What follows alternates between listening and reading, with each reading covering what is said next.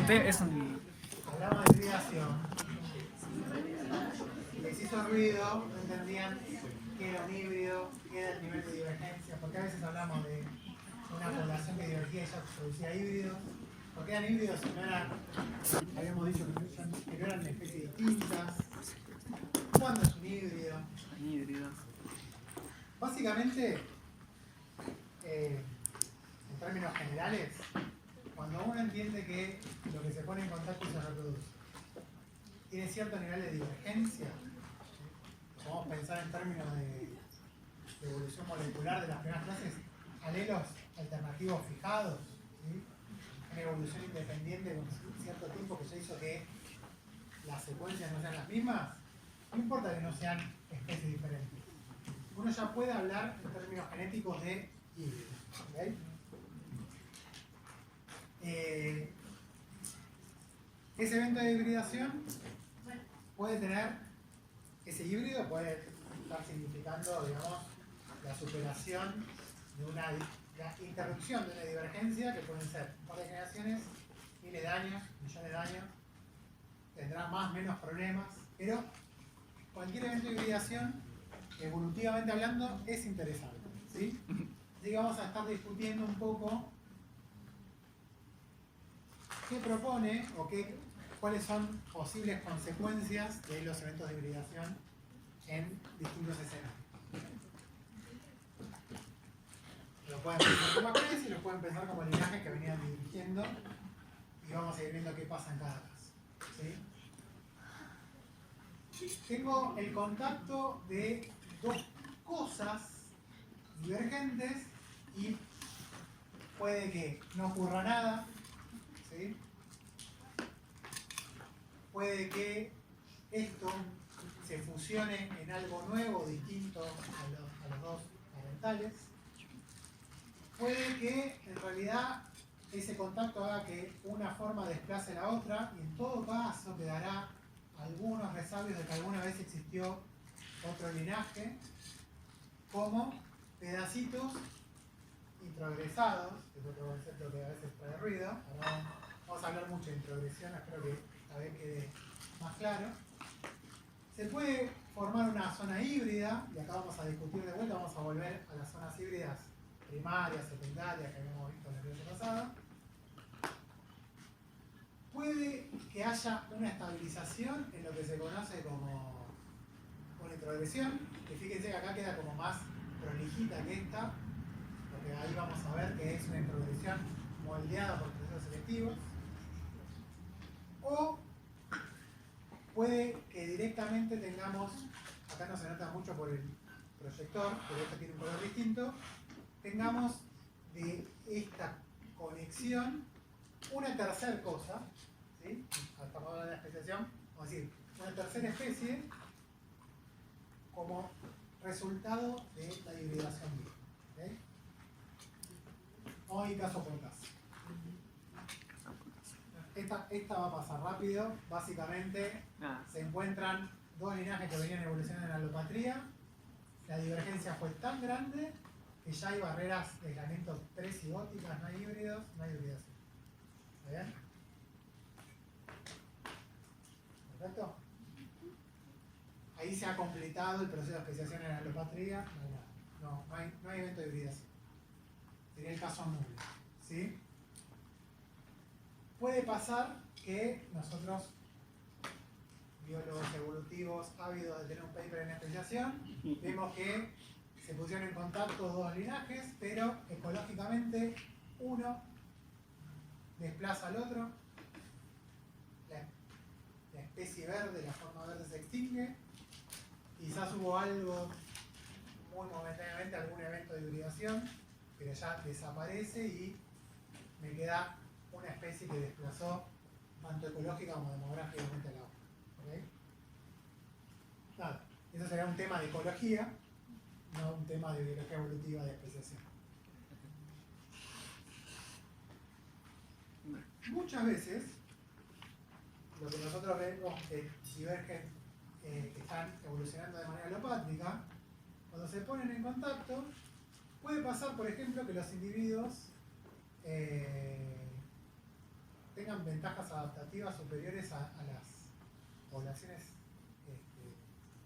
divergentes. ¿Okay? No necesariamente ni siquiera que sean dos especies distintas. Ahora estamos hablando de...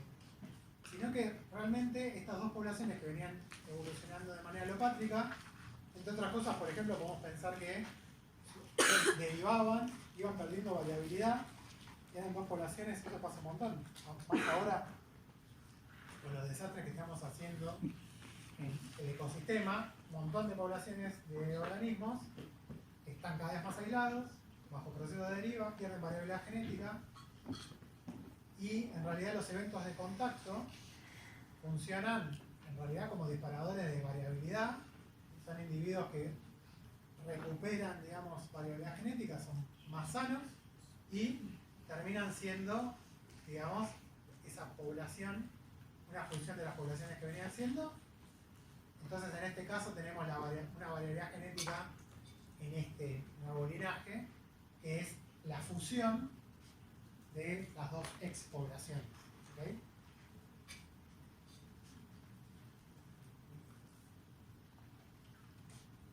Ahora vamos a los ejemplos más interesantes en términos de la especiación. Por ejemplo, cuando tenemos el último caso que les he mostrado, una especie híbrida, ¿no? Nosotros vimos ya, por los distintos modelos genéticos, ya estuvimos discutiendo, que la mayoría de los híbridos interespecíficos, cuando la divergencia que se acumula es importante, son, o típicamente podemos esperar que sean menos aptos que los parentales. ¿Sí? Pero eso no es una ley, ¿sí? No es una regla. E incluso si tuvieran algunos problemas de viabilidad o de fertilidad, si no son muy tremendos, puede que no sea combinatorio y que el proceso selectivo sí o sí elimine los híbridos del sistema. ¿Okay? Y muchas veces ese evento de cruza genera lo que se conoce como una especie híbrida porque, por ejemplo, esta hibridación genera fenotipos, que tienen, por ejemplo, algún nicho diferenciado de los dos parentales. ¿Okay? Tienen fenotipos que pueden acceder a un pico adaptativo no ocupado por ninguno de los parentales. Es una novedad, digamos, ecológica que en todo caso no termina de competir con ninguna de las dos especies que preexistían, y entonces tenemos la posibilidad de tener una especie híbrida, ¿sí? Un tercer elemento que se agrega a la biodiversidad que puede terminar incluso desarrollando el ámbito reproductivo respecto a los parentales. Entonces no queda como las zonas híbridas que vemos que todo el tiempo los parentales están generando nuevos híbridos, sino que directamente es un nuevo linaje independiente. ¿Sí? Y ahí volvemos a las ploidías, ¿okay? Y podemos tener híbridos que son, estos son los como se los están imaginando, ¿no? Los homoploides son genomas de las dos especies parentales, se ponen en contacto en el híbrido, no hay un aumento en el número de cromosomas. Es como tendemos a pensar directamente. Ustedes nunca pensaron en variar el número de cromosomas cuando pensaban en el híbrido, solo que sean mentes muy rebuscadas, ¿no? Esos son los híbridos homoploides, ahora vamos a ver casos. Pero a veces pasa que estas especies que se ponen en contacto ya vienen con cariotipos distintos, con números cromosómicos distintos. Entonces, esos híbridos van a tener una ploidía diferente que para... ¿Se acuerdan los autopoliploides que duplicaban el genoma? Pero ahí teníamos un solo genoma originario que se duplicaba. ¿Okay? Esa duplicación permitía de vuelta poder generar gametas viables. ¿Okay? ¿Se acuerdan? Fue hace una hora y algo.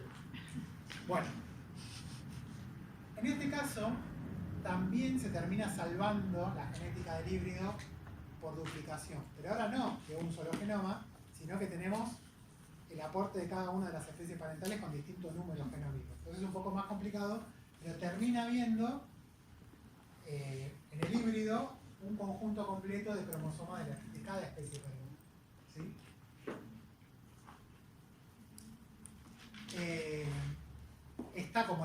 genética metida, pero si los híbridos persisten, muy probablemente es porque empieza a haber una divergencia ecológica, barreras extrínsecas que permiten, digamos, esa coexistencia con las especies parentales. Vamos a ver casos concretos en dibujitos para que se entienda, ¿sí? Acá está al revés de como lo presenté recién, sí. Nada más, el caso último que mostraste, era azul, plazas parentales. ¿Este? Ese respecto al inicio del segundo, me parece. Esto es una fusión, digamos, desaparecen estas entidades ancestrales que eran típicamente poblaciones, desaparecen porque queda una nueva población más. Es una fusión de las dos ancestrales. Sería como llegar a secundario, pero que no hay conocimiento de punta de vuelta y está. Sí, típicamente poblaciones muy reducidas, por ejemplo, de mamíferos en peligro de extinción, cosas así. Cuando dos poblaciones muy chiquitas se ponen en contacto, ganan heterocigosis, tienen mayor salud de esos individuos. No era un proceso de especiación lo que estaba primando en esa divergencia, sino que se estaban extinguiendo las poblaciones por deriva, por un número muy chico. Y esos nuevos individuos tienen mayor resistencia a las enfermedades, son más vigorosos, todo, terminan siendo los descendientes de las poblaciones parentales, que esos individuos parentales genéticamente más empobrecidos terminan desapareciendo. Lo que queda es una población nueva con mayor variabilidad genética. El híbrido está reemplazando a los. Claro. Y en este caso no, cada grupo con un nicho distinto. Sí, y acá tenés 3 especies al final, por ejemplo. ¿Sí? Ahora vemos casos concretos. En estos ejemplos que yo tengo, vas a ver que cada producto tiene un nombre distinto de especie porque precisamente esto no produce especiación. Esto no produce especiación. Esto sí. Una pregunta, ¿con Sí. esto quedan conviviendo más allá de que, o sea, de que sean tres distintas, quedan viviendo como en la localidad? Ahora vamos a ver. ¿Por qué lo de antes no daría especiación? O sea, entiendo que es tipo algo completamente nuevo. Respecto a los Pero parentales. no es nuevo, no es una novedad fenotípica. Esto es la función de la variabilidad que venían recién cada uno de los dos. ¿Es como un heterocigota? Sí, Nada más. sí.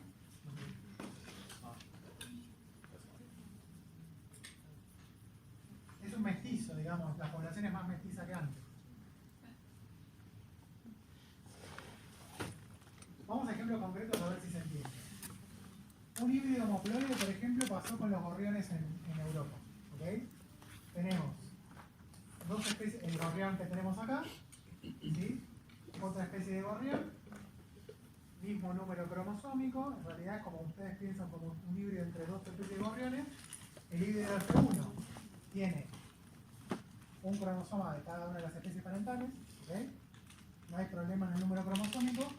Con el paso del tiempo, la especie híbrida,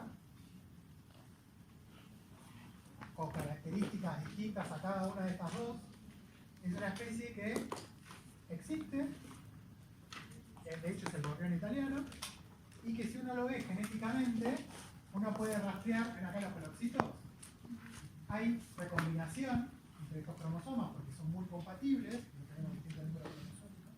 Entonces, uno podría rastrear, si uno hace genómica de esa especie, cómo distintas partes del genoma tienen mayor afinidad a una u otra especie. ¿Lo ven? ¿Se entiende? Si yo me paro en un gen, quizás vería que esta especie, la especie hermana, ¿se acuerdan cuando discutíamos filogenia, árbol de un gen versus el árbol de la especie?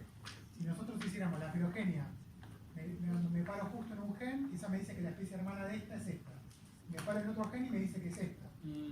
Y hacen todo el genoma y se dan cuenta que la mitad de los genes le dice que es una la hermana y la mitad es otra. Entonces ahí se dan cuenta que están parados en una especie homoploide, una especie híbrida. ¿Sí? Porque parte del genoma te dice la especie hermana es una y la otra parte del genoma te dice la especie hermana es otra. Pero yo no veo la diferencia de lo que te pregunté recién. No veo la diferencia entre el heterocigota que hablamos. Porque vos acá tenés un montón de divergencia acumulada, son dos especies distintas, entonces esta divergencia te va a dar alelos entre estos dos, se sacan decenas de miles de años, millones de años, la divergencia de la secuencia. ¿Sí? En el otro caso, en el caso de la fusión, estos son poblaciones que venían como decíamos en neutralismo, con el alelo blanco, negro, se fijaba uno y se fijaba el otro, y un par de generaciones después, venía todo negro uno y todo blanco otro, se vuelven a juntar y vuelven a ganar la variabilidad genética que tenían hasta hace no tanto. No se acumuló divergencia suficiente. Esa poca divergencia que se acumuló fueron pérdidas de alelos de pool génico muy recientes. ¿Sí? Caso concreto, por ejemplo, lo que pasó con las poblaciones europeas y amerindias, que yo lo hablaba con algunos de ustedes. Tuvimos 45.000 años aislados las poblaciones amerindias del resto del mundo, donde se ponen de vuelta en contacto. Había un proceso de especiación dando vueltas. O sea, hubo mestizaje y de hecho todavía tenés algunas poblaciones que pueden reconstruir bien amerindias, pero hay un montón de poblaciones, las típicas poblaciones americanas, son mestizas. Hay una fusión ahí, pero no hay una hibridación homoploide porque la divergencia no fue tal. ¿Okay?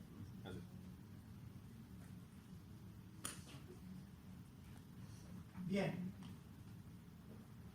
Vamos a ver un poco después cómo se ve esto a nivel genómico, pero se entiende, ¿no? Cómo funciona un poquito esto.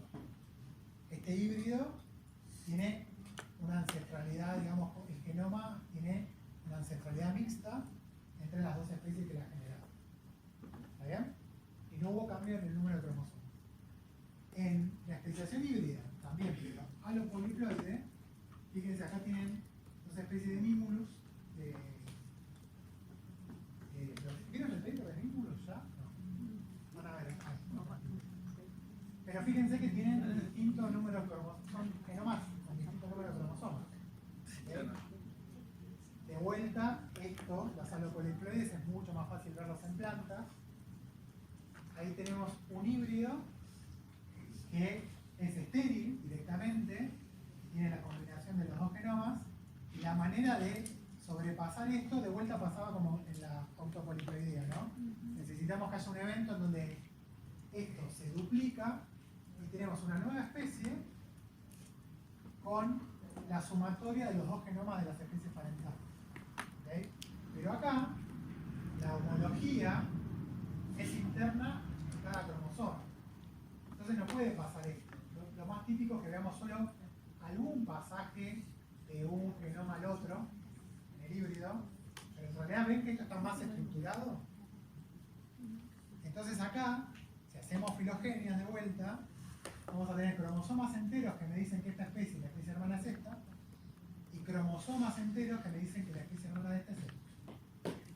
Ahí hay una estructura distinta de los datos filogenéticos que quedan, de la huella que queda de la hibridación. ¿Sí?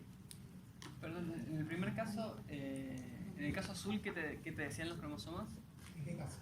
¿El ¿El primero que dije o el primero el que primero que dijiste, en el primero que dijiste. ¿Este? No. De ahí arriba, el primero, tipo. O sea, Si vos te parás, si vos haces una filogenia, querés saber Rímulus peregrinus. claro, a partir de los cromosomas. Claro, te agarrás este ejemplo, Sí. vos no sabés nada. ¿Cuál es la especie hermana? Esta. Porque Está viene bien, directamente. está bien, claro. Si vos te parás acá, Pero pará, porque si yo me por ahí, no es la misma especie. No, no sé si no, ya no. Porque, está bien, porque hiciste un cariotipo y viste que ahí tiene No más es la misma cromosomas. especie, tiene un número de cromosomas No, totalmente distinto. por eso. Está aislada Vos reproductivamente. lo sabés a eso, claro. Claro, está aislada reproductivamente. Está bien. Ya cuando ves números de cromosomas distintos, sos botánico, vas a sospechar que Ahí pasó esto. está. Pero ponele que no sabes nada. Bueno, pero es el mismo cromosoma. Si no sabes nada.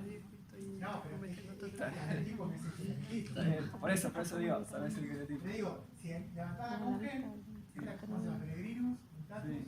y núcleo. Si levantás surgen de acá, te va a dar que Peregrinus Claro, claro. y Mutatus, Son hermanos. Lucius, esta filogenia te va a dar. Sí, sí. Pero no solo ese gen. Levantás todo el cromosoma y te da esta filogenia. Claro. Sí, Pero sí. Levantas el otro. levantás otra parte del Sí. genoma y te va a dar,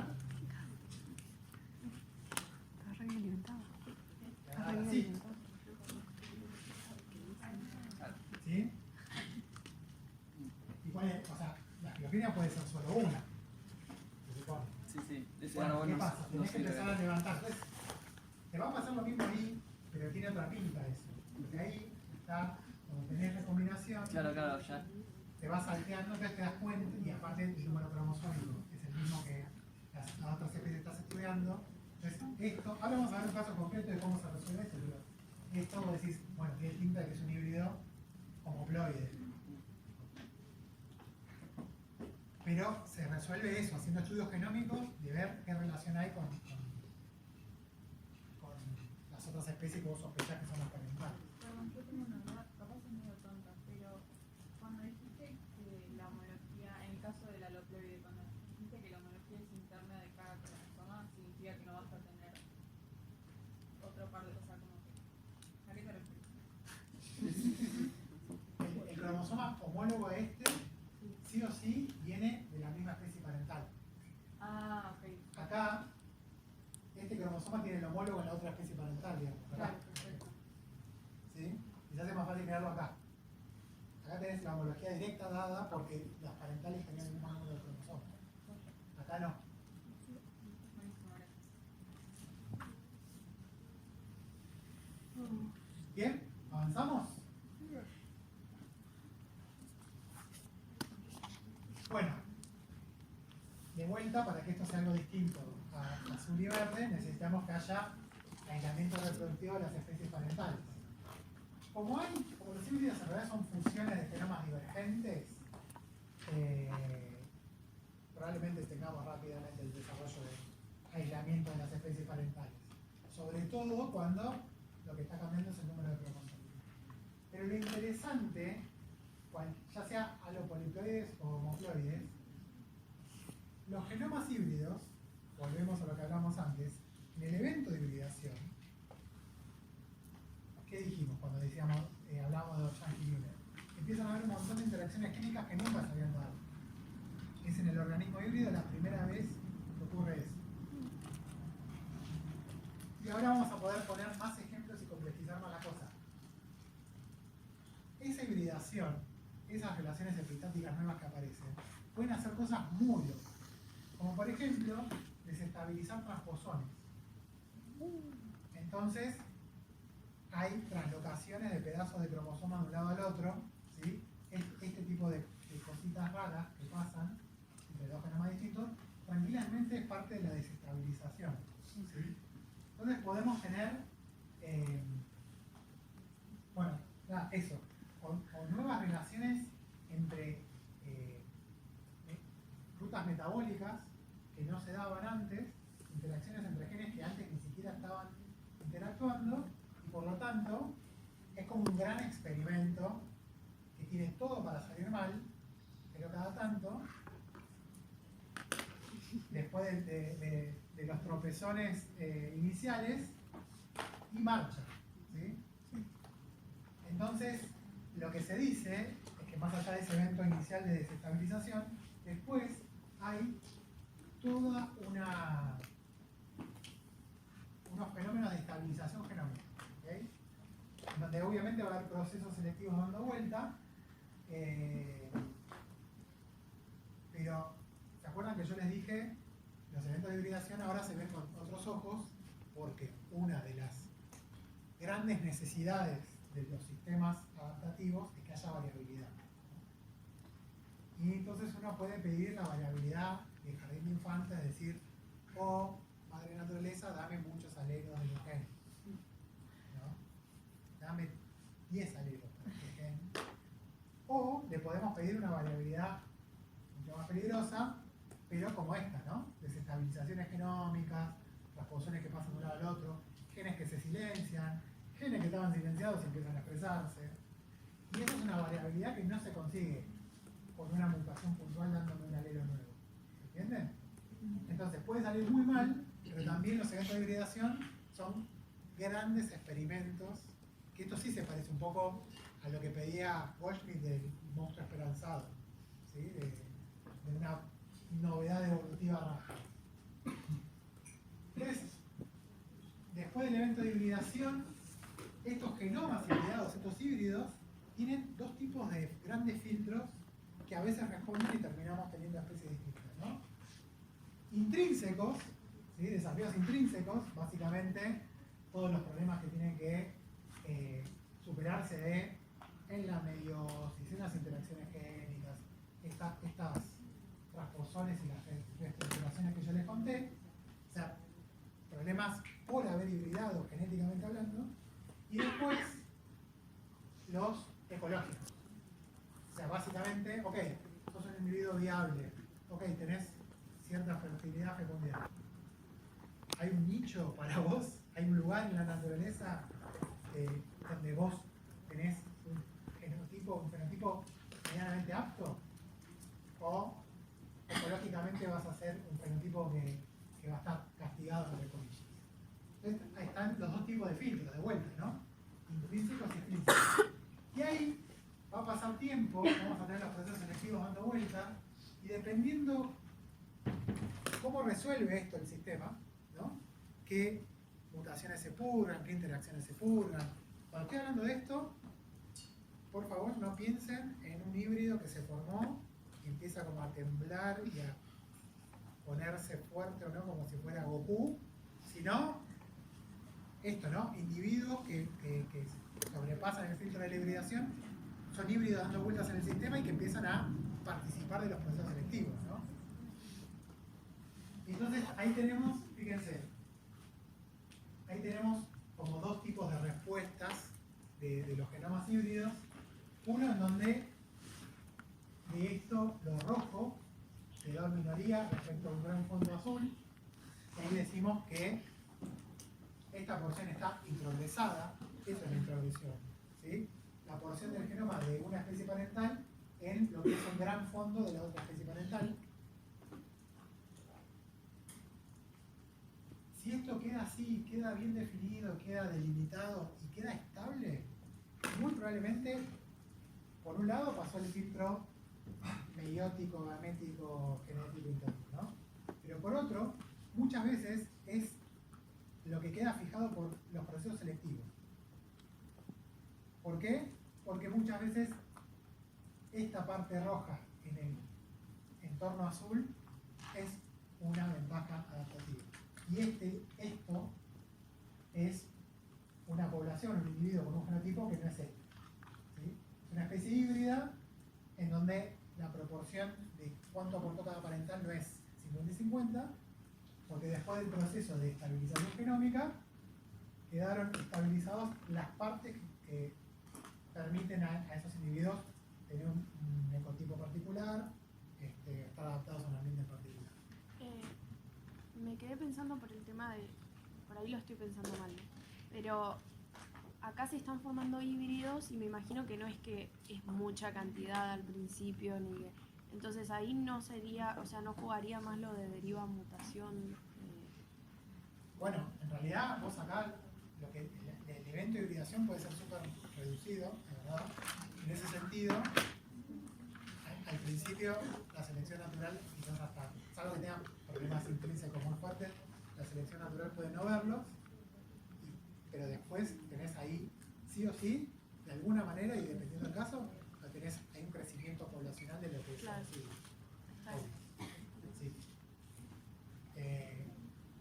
Muchas veces estos híbridos, bueno, en plantas es más fácil, pero en animales es porque hay zonas en donde los eventos de hibridación se dan no una sola vez, Está ¿no? muy De manera frecuente. consistente un par de veces, pero después de la estabilización, acá no tenemos zonas híbridas estables, acá lo que tenemos es una tercera especie híbrida. Eso significa que después de esta estabilización genómica, esos individuos híbridos se aíslan de las especies parentales y son viables en el ambiente, o sea que están ocupando un nicho particular y son otra cosa distinta, ¿sí? Ahí es donde el proceso de especiación actúa. Bueno, puede ser una cosa así, introgresada, o puede ser algo, digamos, más equitativo. ¿Ok? Y de vuelta, acá hay un grafiquito en donde esto sería como nivel de, si quieren, similitud con rojo, ¿no? Por ejemplo. Esto se usa mucho en genómica. Se camina, entonces se ve, bueno, camino el genoma de esta especie. ¿Qué tanto se parece a rojo? Y acá tenemos una zona con mucha afinidad y una zona que no.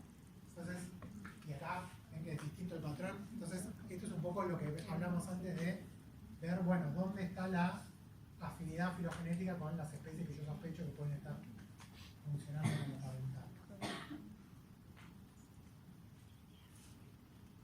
Bueno, acá tienen una de las propuestas, no importa si lo dejo para, de cómo dos especies con distinto número cromosómico van pasando por distintos estadios para terminar con un híbrido con 7 cromosomas, pero que esto tiene que de alguna manera terminar siempre en la duplicación de los genomas parentales. Para que sea fértil y viable este híbrido, tiene que tener los genomas de ambas especies. ¿Sí? Hay muchas maneras de vuelta, hay un montón de libros, yo le dejo mecanismos para ver, por si a alguno no le queda claro qué tipo de combinaciones tienen que ser, pero claramente estos eventos, ya tengo una gameta que no está reducida, esto es un problema, ¿no? Y acá es otro problema, pero bueno, son problemas que suceden, pero de alguna manera ocurren, son accidentes que ocurren, pero terminan por los sistemas reproductivos de cada especie. Entonces hay que ver qué especie puede hacer, que es más probable que tenga tal problema y lo resuelva de tal manera, hoy teniendo organismos que funcionan como híbridos alopoliploides. Esto, por ejemplo, se da en plantas. Sí, no conozco casos con animales, no se me ocurre. Pero, por ejemplo, con animales, más probable ver híbridos homoploides. De vuelta, otra manera de conseguirse las alopoliploidías. Acá tienen en el mapa, vos me preguntabas qué es la especie híbrida. Bueno, fíjense, acá tienen una especie de gorrión, la especie, acá está el gorrión común nuestro, y en la bota de Italia tenemos a la especie homoploide, con cierto grado todavía de afinidad distinta entre una especie y otra, pero claramente poblaciones estables de esa tercera especie que se reconstruye como el producto de hibridación de las dos especies parentales. Me encanta, un ron como nuestro. Suiza. Bueno, la especiación homoploide sería esta, ¿no? Tenemos la fusión en una tercera cosa de lo que venían siendo dos linajes distintos. Pero, de vuelta, esto se tiene que estudiar a nivel genómico, porque en realidad hay otros fenómenos que pueden pasar, que si yo me paro en alguna porcioncita del genoma, pienso que es esto, cuando en realidad son otras cosas. Por ejemplo, ¿se acuerdan que habíamos hablado de polimorfismos ancestrales que en algún linaje se pierde? Acá se pierde, por ejemplo, la variante azul, y acá se pierde la variante roja, pero esta especie no es en realidad un híbrido. Esta especie en realidad lo que hace es mantener el polimorfismo ancestral. Si yo estudio solo ese gen, depende de dónde me paro, lo voy a ver afín a este o afín a este, que pienso que es un híbrido, pero en realidad es un polimorfismo particular, por ejemplo, de algún gen. Lo mismo si tengo un evento de introgresión y es un pedacito del gen que pasa y no es un híbrido homoploide. Si yo me paro en una región sola, me puedo pensar que esto es esto, pero a nivel genómico, ahora vamos a ver introgresiones, no va a ser así. Disculpa, no entendí el tercer caso. Sí. En el tercer caso hubo un evento de glufogénico particular. En un momento se hizo un híbrido de F1, pero después después no hubo hibridación homoploide, sino que se fue perdiendo y quedó parte de ese rastro de flujo génico en un pedacito del genoma. Era el primer caso que habíamos visto antes que se veía Claro, como un... tal cual. está bien. Si vos te parás ahí solo, claro, esa parte del genoma parece un híbrido. Si vos lo extrapolás a todos los cromosomas, vas a decir que es un híbrido homoploide, pero en realidad es un pedacito del genoma con una huella de flujo génico entre especies, pero que no es lo que pasa a nivel genómico.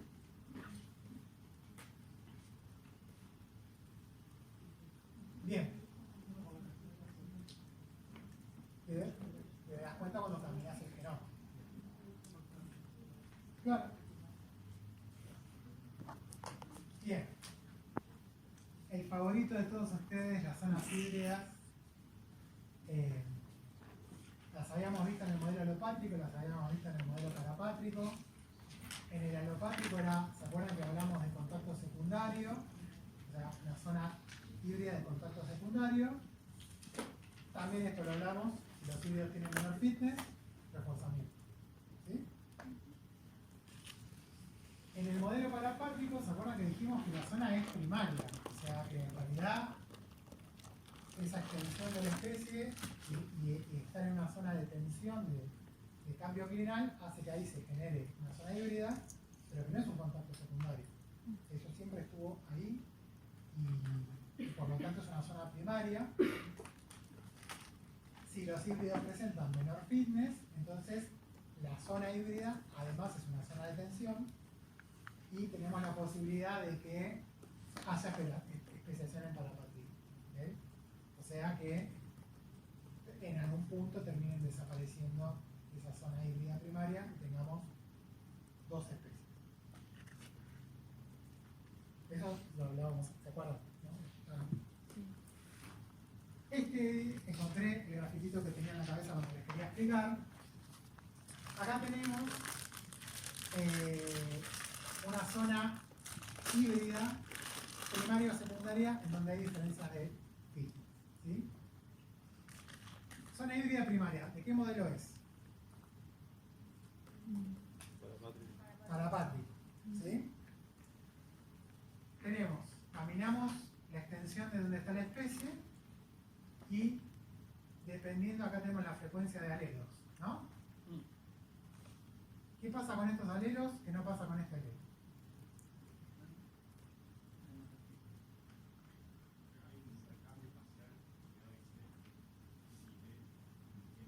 Claro.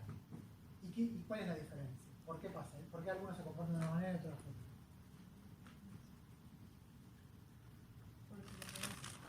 Cuando dos genes se comportan de manera distinta, lo que dirige el destino de los genes siempre es un proceso evolutivo. Es que en un principio hay dos procesos evolutivos distintos. ¿Sí? ¿Qué proceso evolutivo está rigiendo a qué alelos? La selección natural. ¿A cuáles? A los que a la B y C. A estos. ¿Por qué? Porque tienen como un comportamiento, el otro es como otro al otro. Claro, acá, dependiendo la zona donde estoy, ese alelo en particular o no existe o está fijado. Y tenemos una zona de transición que claramente, si la frecuencia no es ni 0 ni 1, ¿qué hay ahí?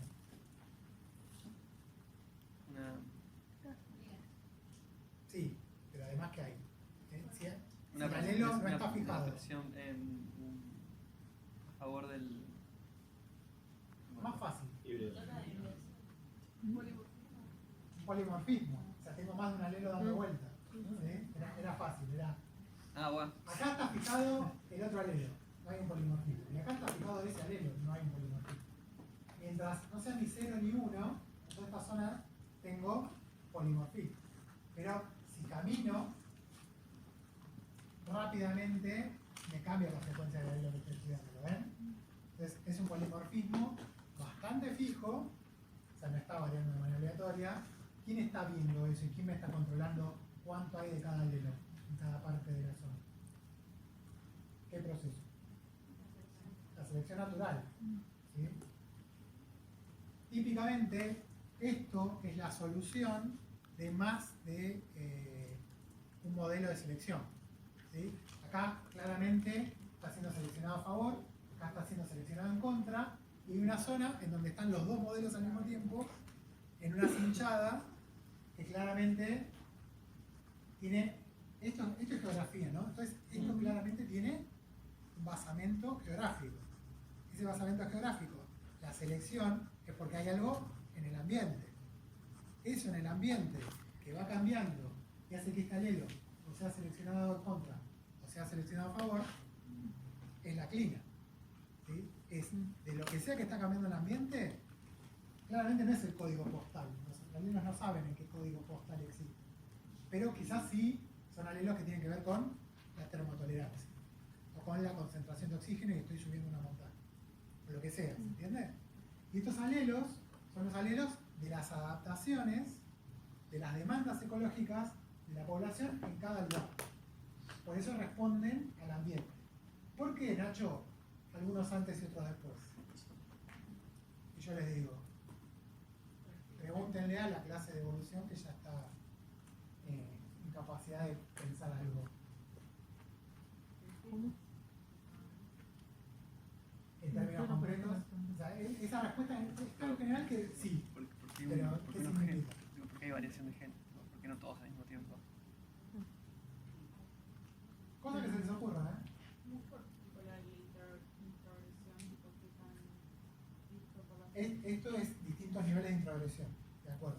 Porque hay alelos que introgresan antes que otros en el pool génico, digamos.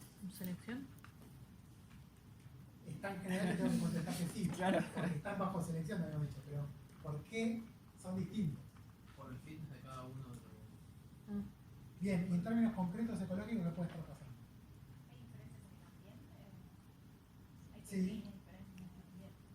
Y estos genes, tranquilamente, responden a una gran respuesta ecológica, pero no necesariamente es el mismo carácter. Por ejemplo, digamos, adaptarse de un ambiente al otro quizás involucra más de un carácter. Y no sé, les invento, pero quizás la termotolerancia tiene que evolucionar a una velocidad, geográficamente hablando, que quizás la coloración del pelaje no. O de vuelta la capacidad de la hemoglobina de aprovechar el oxígeno del ambiente. Entonces, subir una montaña y tener distintas poblaciones a lo largo de la altitud demanda distintos caracteres, quizás la misma clina, en distintos momentos. Entonces yo veo genes que responden antes o después. Una explicación es esta, que no es la misma clina, pero no es la misma clina para cada uno de los caracteres que responden. Y la otra es que quizás es el mismo carácter, pero hay genes que por desequilibrio del ligamiento, por ejemplo, no responden tan rápido como otros. Eso último no lo... Y, ¿te acordás cómo le habíamos pedido pleiotropía y desequilibrio del ligamento Sí. antes para Sí. la simpatría? Vos tenés acá un proceso ecológico que te tironea para que responda, ¿no? Este responde antes, pero este responde después. Imaginemos que es exactamente la misma clina. Este, tranquilamente, es un gen que tendría que responder antes a la presión selectiva, pero no responde porque pleiotrópicamente participa de una adaptación que no tiene que aumentar de frecuencia porque es deletérea. O sea, no solo responde a este carácter, sino a otro más. Pero estamos diciendo que es el mismo gen. Sí, por eso es pleiotrópico.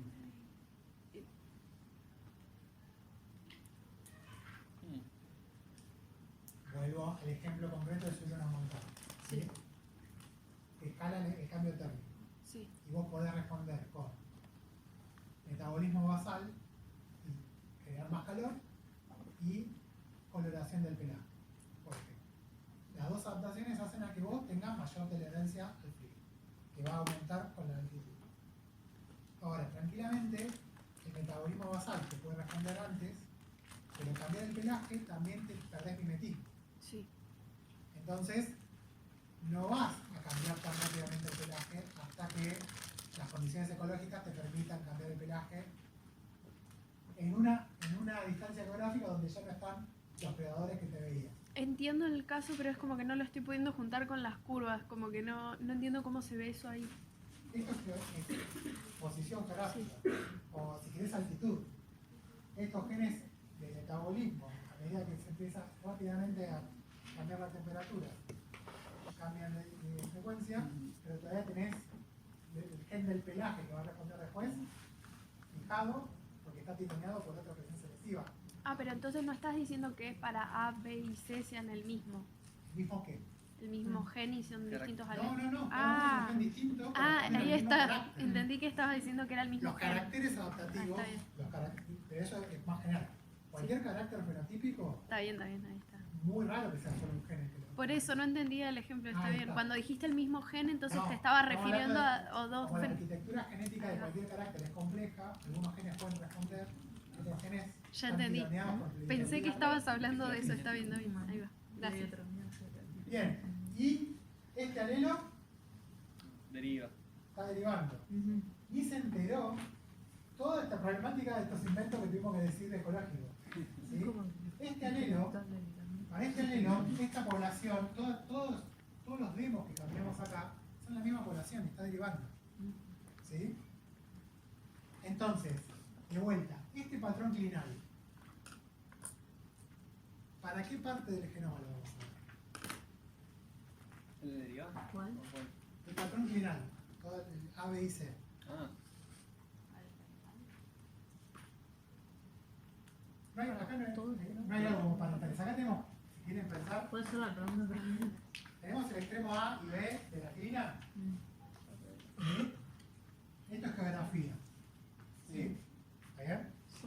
Y tenemos una población que abarca todo eso. ¿Qué va cambiando de la población? No es una cosa pan-mística, entonces hay apareamiento entre individuos, pero este individuo con este no se van a cruzar. ¿Sí? Pero en la población no se interrumpe. ¿Se acuerdan las razas de especies que vimos? ¿Está bien? Ahora, caminar esto, geográficamente hablando, es cambiar de ambiente.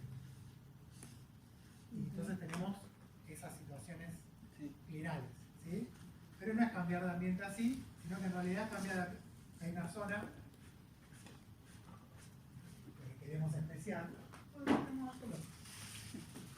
Hay una zona en donde el ambiente cambia abruptamente. Entonces, esta es la zona de tensión ecológica. ¿Ok? De este lado hay unas reglas ecológicas, de este lado hay otras reglas ecológicas. Y pasa eso que vemos. ¿No? Pero eso que vemos son dos cosas. Vemos dos cosas muy distintas. Vemos algunos genes que se enteran que existe esto, ¿sí? Y otros genes que no se enteran que existe esto. Hay genes que si yo les sigo la frecuencia, como acá arriba, esto es geografía, ¿no? Y acá va de 1 a 0. ¿Sí? Le sigo la frecuencia y hay genes que no los veo y de repente suben de frecuencia y se fijan. ¿Sí? Estos genes, que dijimos recién, son los que se enteran que hay una clínica, son los que están dialogando por sus caracteres que construyen con la ecología. Estos son los que hacen que A y B no sean la misma cosa. Pero tengo otros genes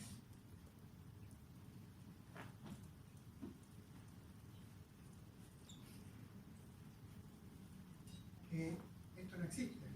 Estos son los que están basándose en el flujo génico sin ningún tipo de impedimento. Porque no los ve la selección natural. Si no los ve la selección natural, ¿quién los ve? ¿Qué es el único proceso evolutivo que está ahí metido? La deriva. ¿Sí? Y encima, como es una población súper grande, va a derivar un montón de tiempo, es muy probable que no se fije la ley. ¿Lo ven? La misma población, los mismos individuos, depende de dónde me para el genoma, tienen una forma u otra de responder genéticamente. Dicho de otra manera, ¿qué parte del genoma me va a marcar la quina? Todo, una parte. Una parte, ¿Y qué parte? los caracteres a los que el ambiente esté como. La base genética final.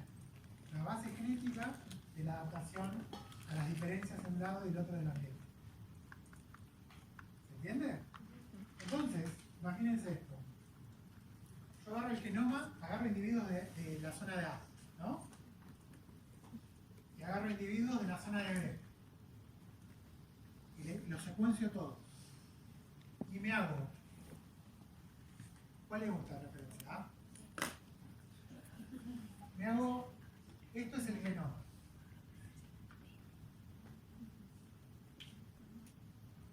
Y me hago un indicador de grado de A, como se llama, ¿no? Que es cuánto de esto se parece a esto en todo el genoma. ¿Sí? Acá tenemos cada uno de los cromosomas, si quieren.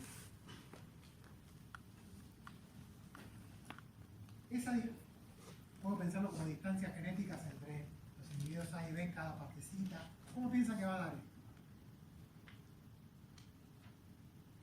Seguimos en este caso. ¿Sí? Y algunos van a estar muy cerca de. O sea, van a tener poca diferencia. Sí. Y algunos sí van a tener diferencia. ¿Algunos qué? A ver, Genes. Genes. sí, genes, Bien. los caracteres. Ustedes mandan a correr.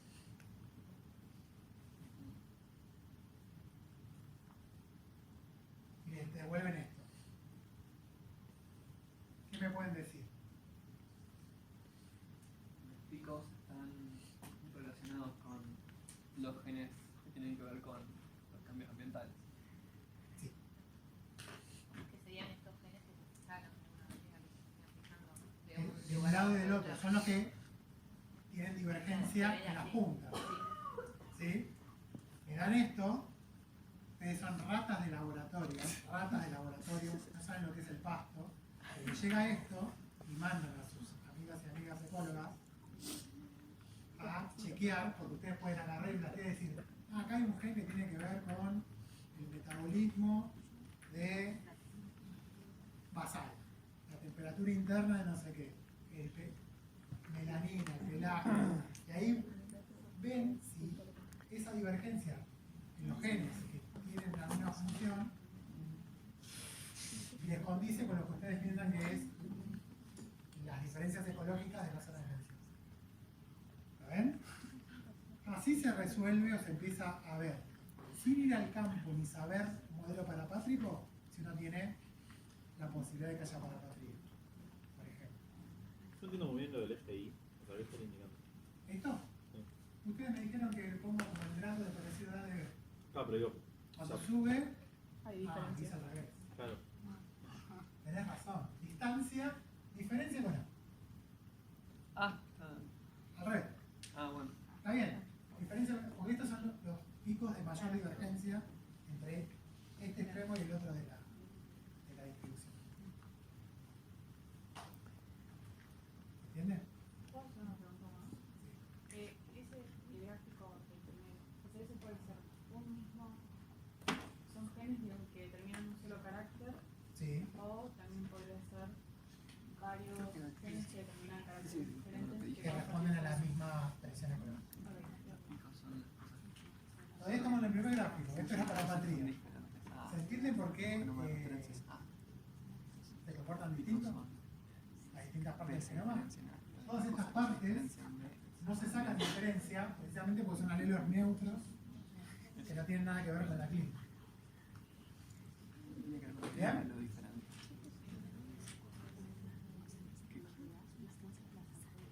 ¿Vamos bien? Uno de los dos, una referencia a uno. Bueno, la referencia va a ser. Esto es una situación ecológica que no necesariamente termina en especiación, pero si esta tensión es suficiente, si los híbridos, si en esta zona que hay flujo génico, los híbridos tienen menor fitness, tranquilamente esto puede evolucionar en una especie de reforzamiento, no reforzamiento alopático, pero sí la selección natural, haciendo que los individuos de acá tiendan a reproducirse con el individuo de acá y viceversa para allá, y que esto termine desapareciendo. Pero para eso los individuos híbridos tendrían que tener menor fitness.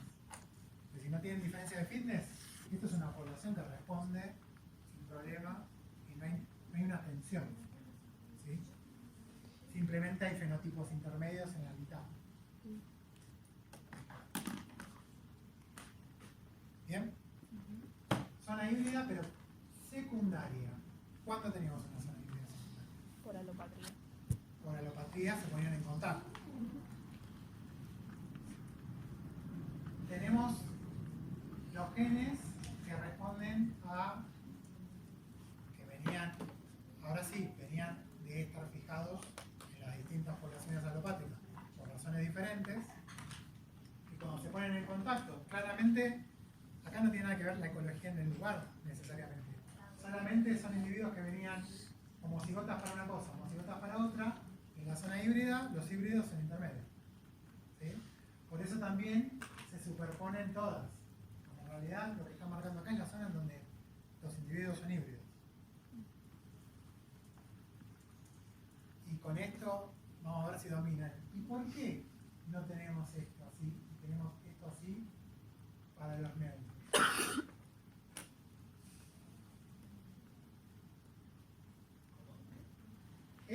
La línea amarilla, son los genes neutros. ¿Por qué está así y no está así? Porque en un ambiente venía de una especie y en el otro ambiente venía fijado el otro anhelo. Por ejemplo. Y de vuelta, también tenemos en los neutros un gradiente, porque las poblaciones alopátricas también divergen en lo neutro. Entonces, cuando las volvemos a poner en contacto, también son híbridas en lo neutro. Acá no había divergencia, acá había flujo génico constante, por eso no hay una diferenciación a lo largo de la geografía. Acá sí, acá se ponen en contacto, entonces un individuo híbrido en esa zona secundaria es híbrido para qué parte del genoma. Si yo agarrara, mandara un híbrido de ahí, muy probablemente me dé todo muy uniforme a lo alto de la divergencia. ¿Sí? Una cosa que se ve en todo el genoma. Acá la divergencia es en los genes ecológicos fundamentales. Los híbridos en una zona de contacto secundario son genómicamente híbridos.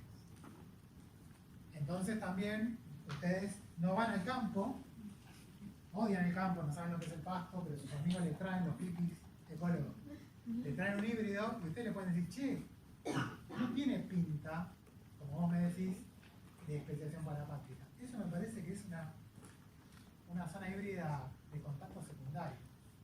Revisá bien tus datos porque la hibridación se ve a lo largo de todo el genoma. ¿Y hay algún motivo por que sea recta? ¿O es tipo justo? No, para mostrarle que es una difusión, digamos, continua. Perdón, ¿puedes repetir lo último de que tiene que ser en todo el genoma la hibridación? Como que estamos diciendo que en la secundaria no es en todo el genoma. Sí, es en todo el genoma. Ah, ok. En esta no, en esta tenés. Ah, yo entendí. En la secundaria es en todo el genoma. Sí. O sea, como que decís geográficamente acá todo el genoma Vos fíjate, varía. por decir algo, de acá viene la especie A y la especie B, ¿no?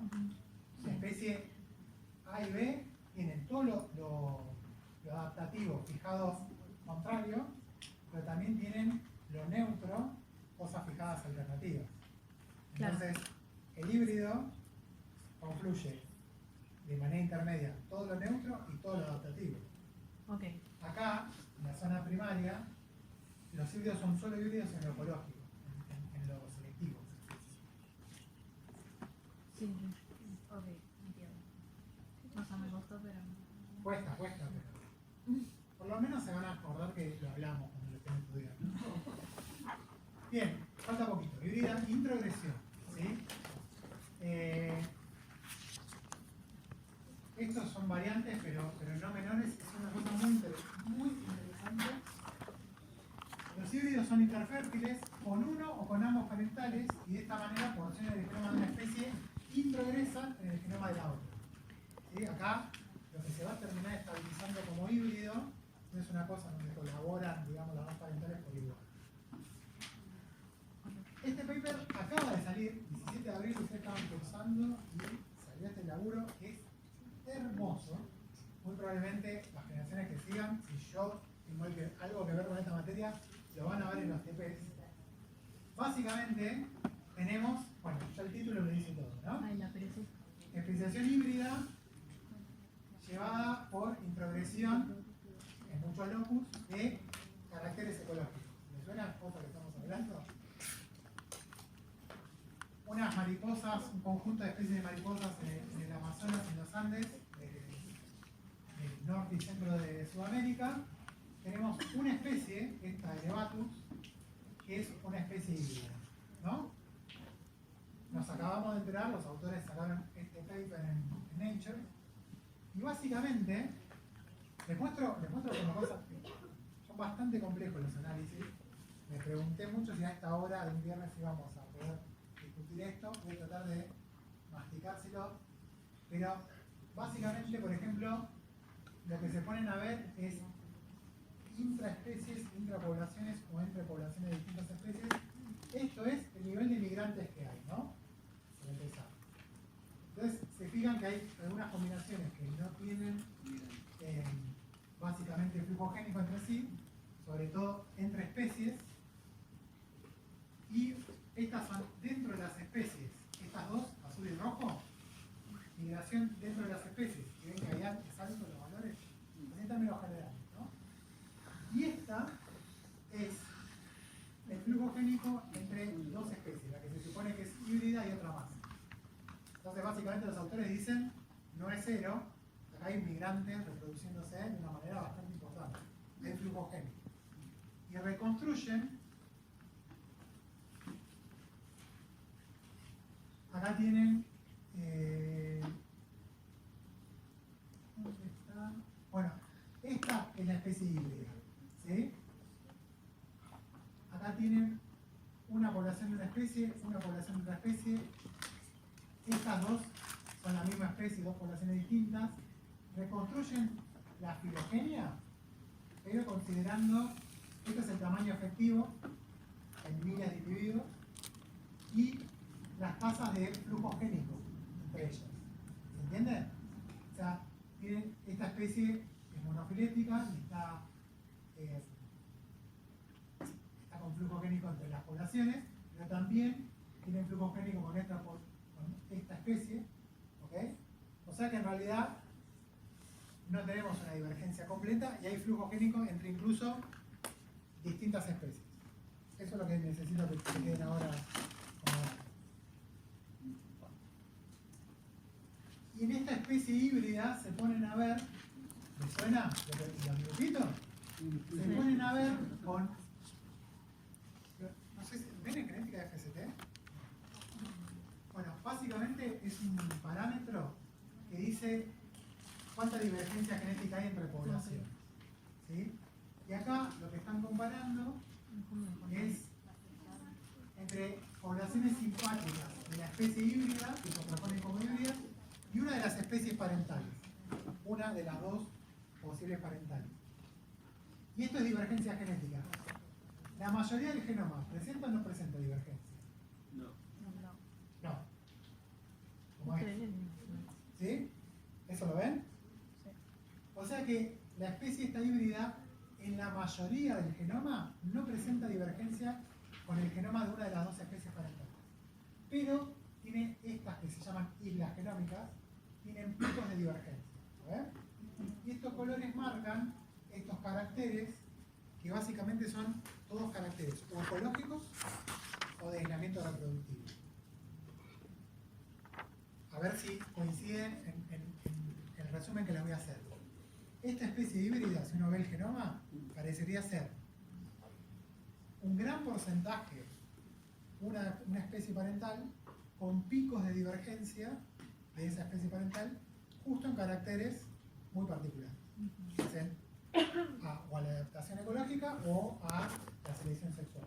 Y de hecho los autores se ponen a mostrar distintos caracteres. Acá tienen la preferencia para disponer una planta, la dinámica de vuelo, el color y la forma de las alas, o la preferencia de los machos en el cortejo entre la especie híbrida y con la especie que no se sacaba diferencia en la mayoría. Y fíjense que en estos caracteres sí se saca diferencia. ¿Ven? La especie amarilla es la otra parental.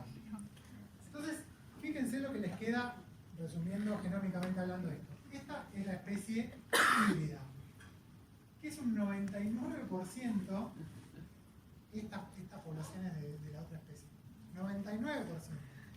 Pero ni siquiera el 0,7% que aportó la otra especie, que encima tienen datado en qué momento pasó esto, es suficiente para que esta mariposa sea una cosa distinta y coexistan las distintas poblaciones de distintos morfos. No se reparece a la que menos se parece.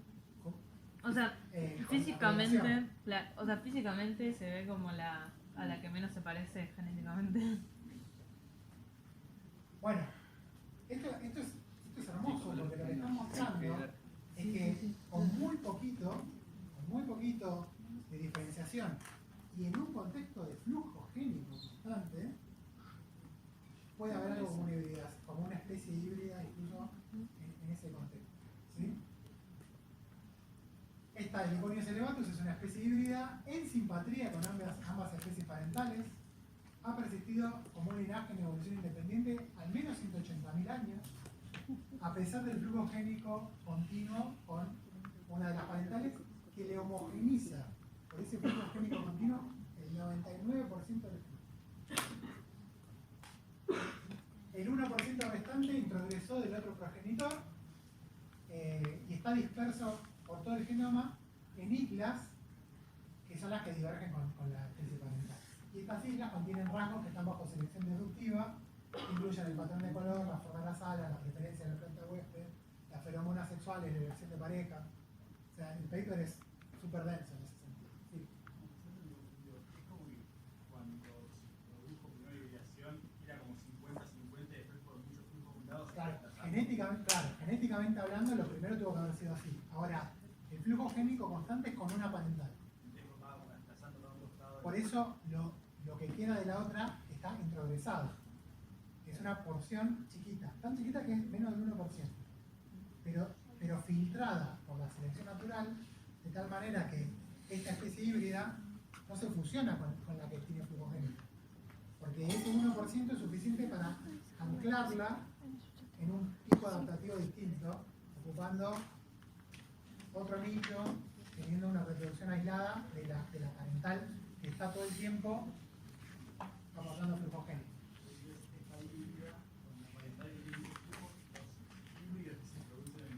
Y se van limpiando. ¿Sí? Está pasando lo que pasaba con los alelos, pero con una especie. Claro.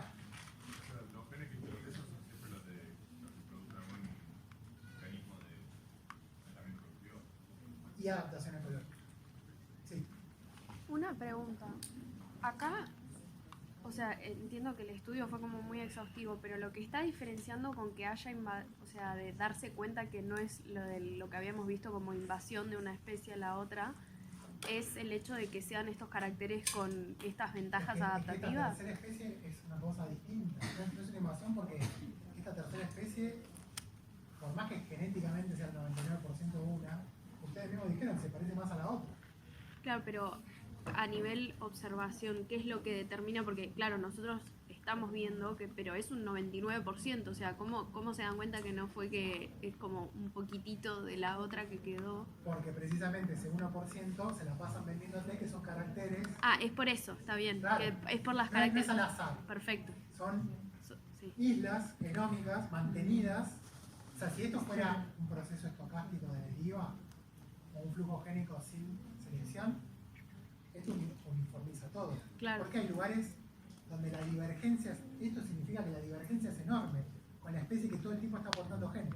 Claro, se mantienen porque tienen una ventaja adaptativa. Tal cual. ¿Se dan cuenta? Es como oleadas de genes que tendrían que uniformar y pegan con espigones que no se mueven, que es divergencia genética que viene de la otra especie y está fijada. Entonces, eso es la selección natural manteniendo esa divergencia. La especiación fue impulsada por la introgresión de la base genética de rasgos ecológicos. Es eso, no es cualquier parte del genoma, sino rasgos ecológicos relevantes. Y esto es un ejemplo que no teníamos hasta ahora tan claro, de que la especiación con flujo génico es posible, dada esto que estamos hablando antes, ¿no? Que los caracteres se construyen de manera compleja. Entonces, es esa complejidad genómica la que permite también, por ejemplo, que haya islas de divergencia manteniendo la selección natural. Bien. Básicamente, la hibridación, si no les estoy dando los ejemplos, se lo pongo en una diapo, se los grito en la cara, es una fuente enorme de potencialidad evolutiva. ¿Sí?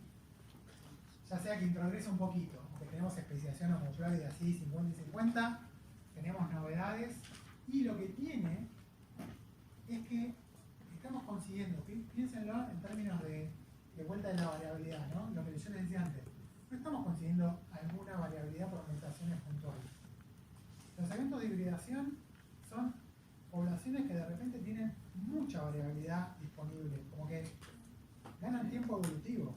Esa misma variabilidad, conseguirla por mutación, por acumulación de mutaciones, llevaría miles de millones o miles o millones de años, y en generaciones tenemos un montón de variabilidad que lo trajo otro linaje. Eso es lo interesante de la hibridación. ¿Y esto de hibridación que decís, puede darse por otro proceso que no sea alopátrico o parapátrico? ¿Solo eso? No es. Mirá, esto, qué bueno que lo dijiste así acá. Imagínate que te estoy cacheteando. No es un proceso. Lo alopátrico o lo simpátrico es un escenario esperático.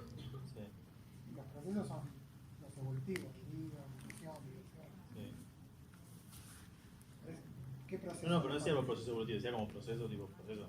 Escenario. Claro, escenario, proceso. No, bueno, por eso, proceso y Situación. escenario son dos palabras distintas. Ok, situación, escenario, está bien. Claro, ¿no? Sí, no lo dije en el pensando. parcial, Está bien, ¿no? vos estás con Edu. Reformulo. Vos estás con Edu en el PP. Sí.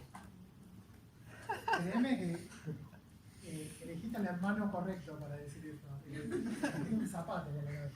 Entonces reformulo. Todo lo que explicaste, Sí, lo de la hibridación, sí.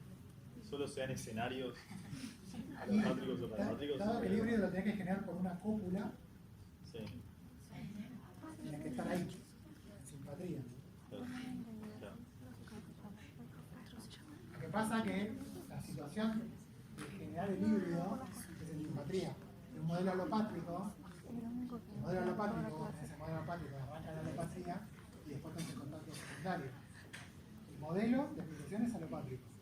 El momento en que se generan los híbridos en el modelo alopátrico es una situación de simpatría, de interrupción de la alopatría. No, lo digo así en estos términos, pero porque, viste, como confunden las palabras, como... Sí, sí, no lo pensé, ¿sabes? Bueno, esto es un poco el esquemita de lo que sería una introgresión, ¿no? Tenemos ahí la... Fíjense, acá tenemos un híbrido F1, 50 y 50, pero después tenemos en las distintas generaciones de híbridos, en realidad tienen flujo génico con una de las especies. Entonces, esto, si no hay selección natural que lo mantenga, esto en el tiempo hace que esto se vuelva esto. En algún momento se van a perder los alelos, incluso por deriva. Lo verde, digamos. Cuando lo que tenemos es un introgresante estabilizado, ¿sí? Un híbrido que es introgresante estabilizado, esa estabilización es lo que vimos recién, es mantenida por la selección natural. Porque si es por la deriva, se termina lavando lo verde. Si solo tengo reproducción con una de las especies. ¿Se entiende? O sea, la única manera de que esto se estabilice así es por selección natural. Entonces, la introgresión puede ser o no adaptativa, pero no se va a mantener si es adaptativa. Cuando la introgresión es adaptativa, que es lo que estamos hablando, es esto que yo les digo, el evento de introgresión mete mucha variabilidad y la posibilidad de lo que antes no podía evolucionar porque no tiene variabilidad, ahora llegue a nuevos picos.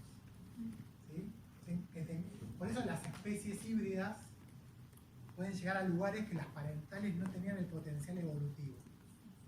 ¿Se entiende?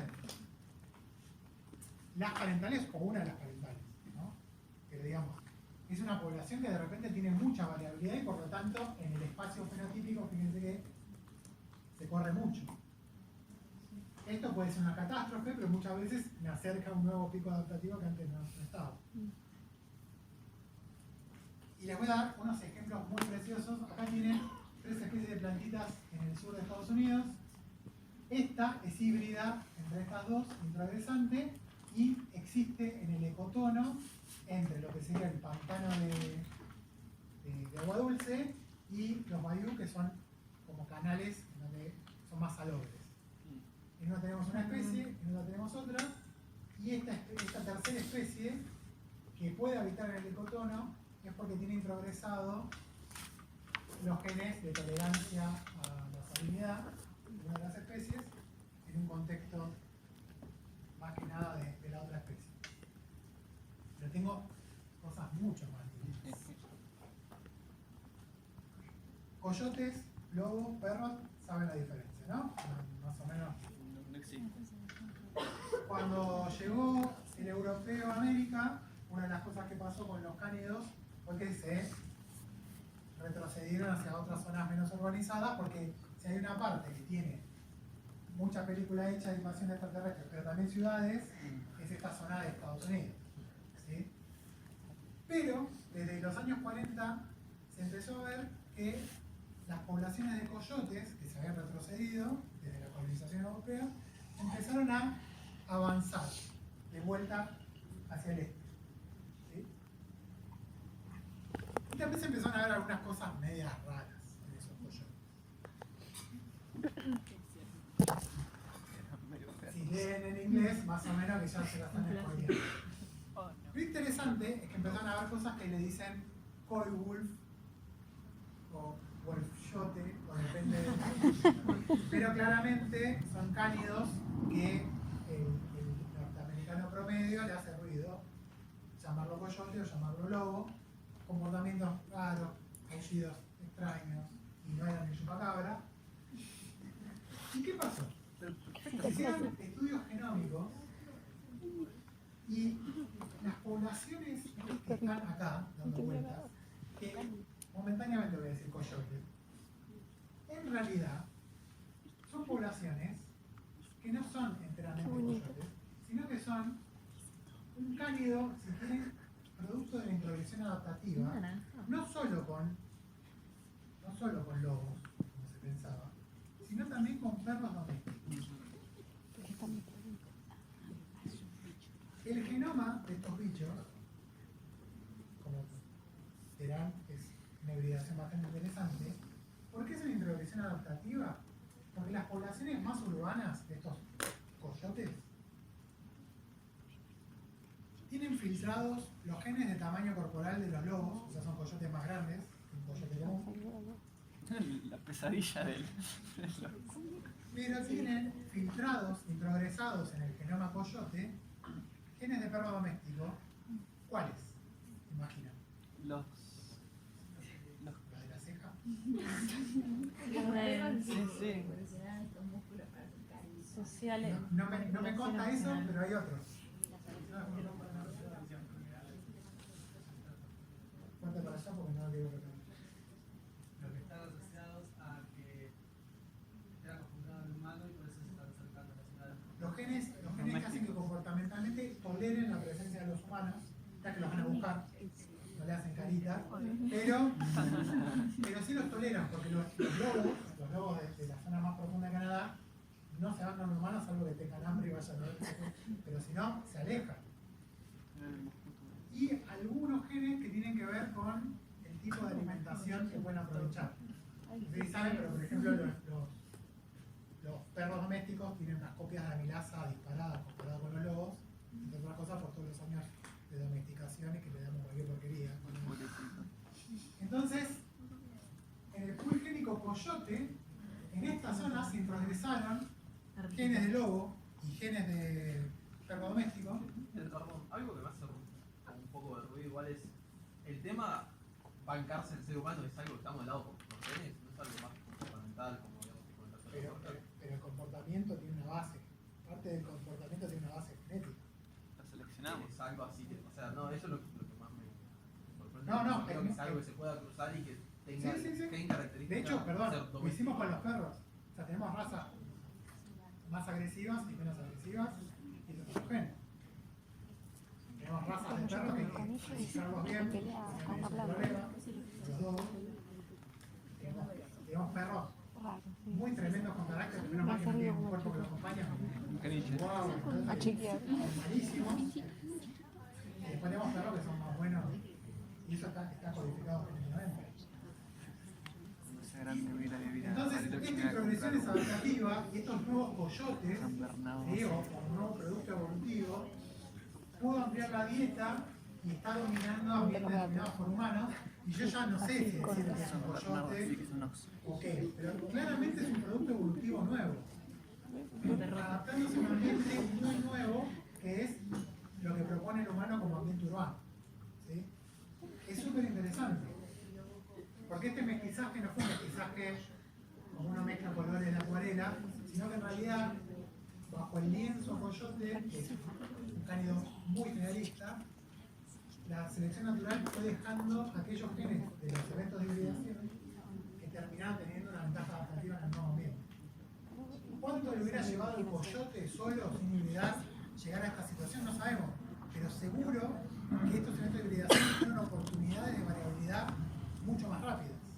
Tanto es así que lo tenemos documentado en los últimos 50, 60 años. Acá tenemos un genoma de un híbrido progresado, lo gris es la base general, lo rojo y lo azul son genes introgresados de otras especies. ¿Sí? Dos especies distintas. Este es un híbrido muy complejo porque tiene introgresión estabilizada de al menos dos especies distintas. ¿Sí? Dos especies distintas en un genoma, este es como el coyote, ¿no? Tenemos perro doméstico y lobo, que sí, podríamos discutir si son dos especies, en un tercer genoma. ¿Alguien reconoce este carretipo? Sí. Genoma? Su hermano. Humanos. Nosotros, los humanos modernos, somos híbridos introgresantes estabilizados que nos hemos quedado con un montón de genes de otras especies humanas. Neandertal y denisovano. Lo vamos a ver en Eva Humana. Pero se los adelanto.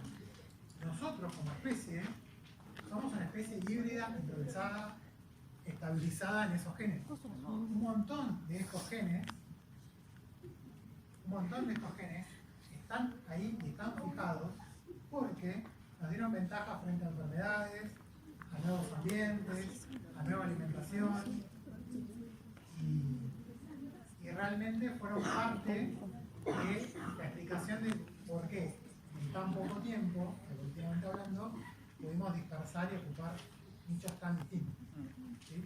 Más allá de nuestras capacidades culturales, técnicas y lo que sea, también tenemos ahí un aprovechamiento genómico que hicimos obviamente de manera totalmente inconsciente, pero en nuestros genes también está la huella de la hibridación. Los neandertales no se extinguieron, solo viven, viven en nosotros.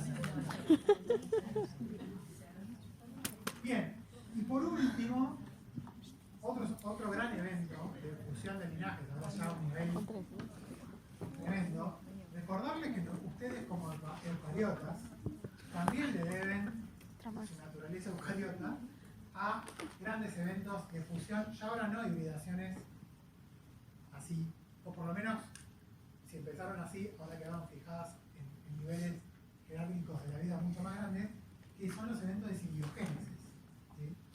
Que son eventos todavía más cataclísmicos genéticamente hablando de lo que sería una hibridación.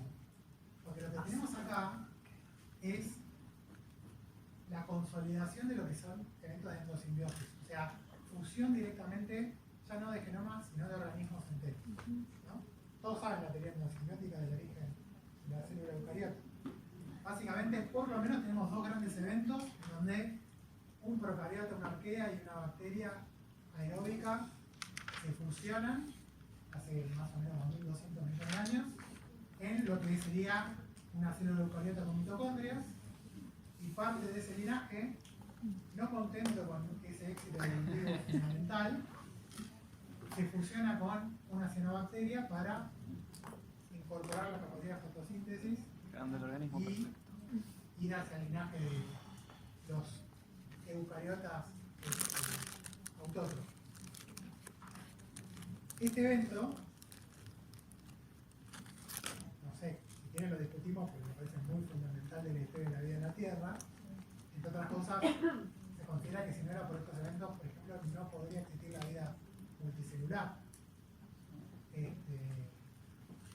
Este evento, en algún punto, cuando Lynn Margulis lo presentaba, fue bastante vapuleada, minimizada, se reía. Después quedó claro que esto era una afirmación muy grande, estaba apoyado por evidencia. No le pidieron muchas disculpas a Lynn, pero estos eventos, tiene un libro muy lindo que se llama Captando Genomas, que está bueno porque también un poco se los pongo para de vuelta ir en contra de esta escuela automática de pensar los grandes eventos de creación de la biodiversidad en la Tierra como eventos de divergencia y evolución independiente, cuando hay procesos fundamentales que fueron fundamentales y son justo el caso contrario, fusiones de linajes que venían siendo cosas separadas, ¿no? Y si piensan que eso es una cosa que quedó en el pasado, por ejemplo, se lo contaba la otra vez,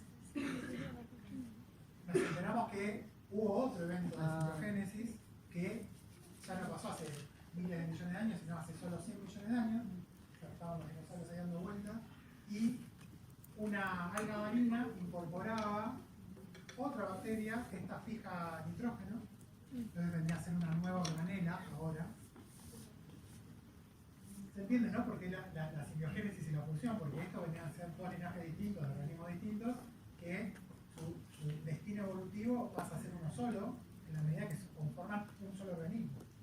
Y el paso siguiente de eso, que es lo que nos pasó a nosotros como eucariotas, ¿no? Es ya directamente que los genomas de esos dos organismos fusionados pierdan identidad como genomas separados. Entonces así que la mitocondria no es una bacteria porque un montón de esos genes ya desaparecieron y es parte de una organela nuestra porque muchas de las interacciones y de los genes y todo que necesita para funcionar directamente están incorporados en el núcleo, ¿no? Bueno, y esto es un evento muy reciente, pero va camino a lo mismo, a esa fusión de genomas en lo que es claramente un organismo con una capacidad evolutiva totalmente diferente. Básicamente fijar nitrógeno cuando ninguna alga verde lo hace. ¿Se entiende? Bien. Última diapo.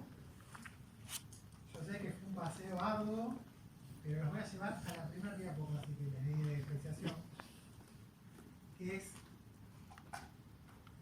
no son procesos, son escenarios geográficos, ¿sí? Ustedes piensen que estuvimos discutiendo un montón de ejemplos, un montón de cuestiones, pero básicamente uno lo puede pensar en distintos escenarios geográficos y lo que les parece que hablamos de todo, ¿no? Pero siempre estuvimos hablando de dos cosas: factores intrínsecos y factores extrínsecos a esas poblaciones o especies que facilitan de una manera u otra el proceso de especiación.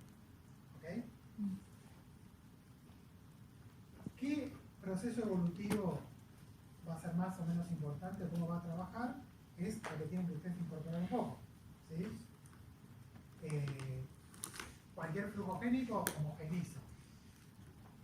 En la alopatría lo suspenden para poder lograr especiación. En simpatría, bueno, le empezamos a pedir al sistema un montón de cosas para que ese flujo génico que existe se vuelva más irrelevante porque necesitamos especiación y en algún punto se tiene que suspender. Pero a veces, acuérdense, un proceso selectivo es lo que arranca el proceso de especiación, que sería la especiación ecológica, y otras veces es anecdótico o colabora, pero no es el motor, como podría ser divergencia ecológica en la alopatría. ¿Okay?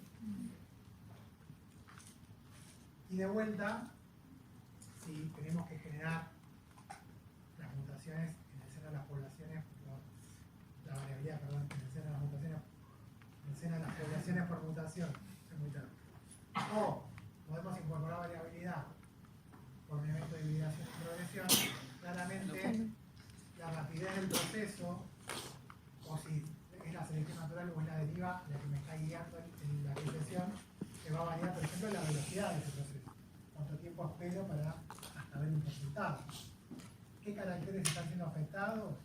También es importante que vayan como viendo en cada uno de los casos. Y sobre todo, porque es parte de la evidencia, cómo se ve en el genoma cada uno de los procesos. Y es muy distinto a lo que venimos discutiendo hace un montón, que la selección natural trabaja de manera local en los caracteres que hacen a las adaptaciones, y la deriva es un evento demográfico, y como todo evento demográfico, si deja una huella, va a ser generalizada en el genoma. ¿Okay?